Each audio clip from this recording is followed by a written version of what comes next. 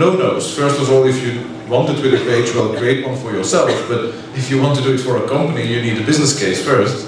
And secondly, you're not outsourcing your Twitter conversations to an agency, because you're outsourcing your client relationships. And we had a discussion around that on the table yesterday evening, but I am convinced you are not outsourcing your social media relations, because the value, if you do it correctly, the value is exactly in those conversations, the direct feedback you get from your clients or influencers, what have you.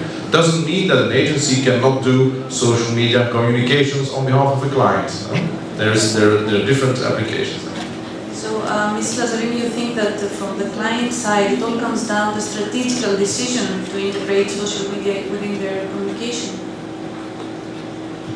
It cannot be otherwise. It is a strategical decision, and it is like entering a highway and not being able to exit when you want. So if you decide to engage in social media, then you need to be prepared, that you need to be consistent. It's very wrong to just do promotion on Facebook and then forget all about it. We are conducting a kind of desk research for the Institute of Communication Social Media event, which is coming up on the 3rd of November. And it's amazing the things that we find. You know, a company opened up a Twitter account for a brand and then abandoned it, and it hasn't been updated for some months.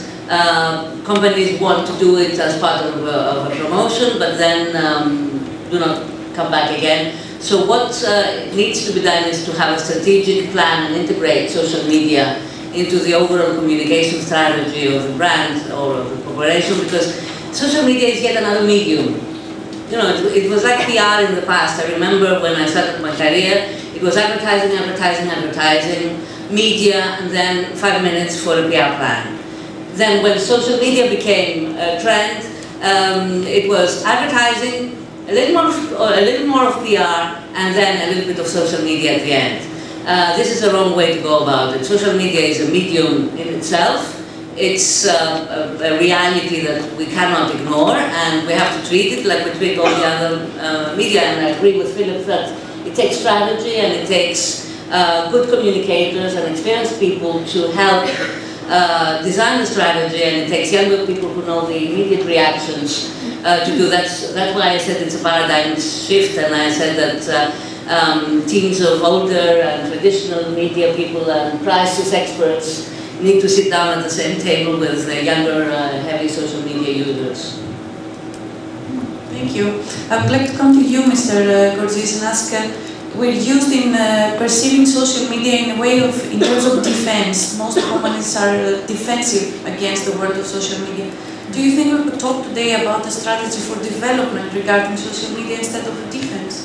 Absolutely, absolutely. I think you're right. I think we can use both.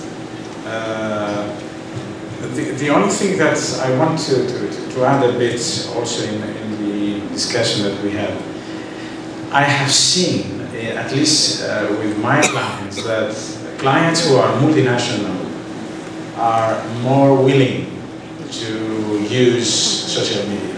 They are very easy to adopt the social media in the plan, and I agree with Maria. Now, the local companies are not so fast, so I think they need more time. And the other thing that Philip says, which is also very interesting, is that universities, they have to adapt also in their mind that social media is something that it's here, it's coming faster, and they have to train the young generation who are finishing the university in another manner. So they have to follow another route. Otherwise, they finish the university, they know something about social media, and that's it. So they have to be more, spending more time on teaching students. Okay, that's interesting. Philip, would you like to comment on that as well, if we're talking about a strategy for development or for defense? Well, the nice thing about social media, crisis was mentioned, and it's one of my things I like to do the best. I mean, a good crisis from time to time is really good in PR, I think. Well, no, I mean that's the moment where we shine, right? That's where we prove our worth. So the nice thing about social media is that you can have crises which are blown up by social media, but you can use social media to prepare for a crisis, to plan it, to your crisis planning, and to use it during a crisis as well. So it's that dual thing. It's really interesting. You can use different social media platforms before, during, and after a crisis. And of course, social media as a platform is of course prone to augmenting crises. Either one starting online and then becoming offline interesting, or the other way around.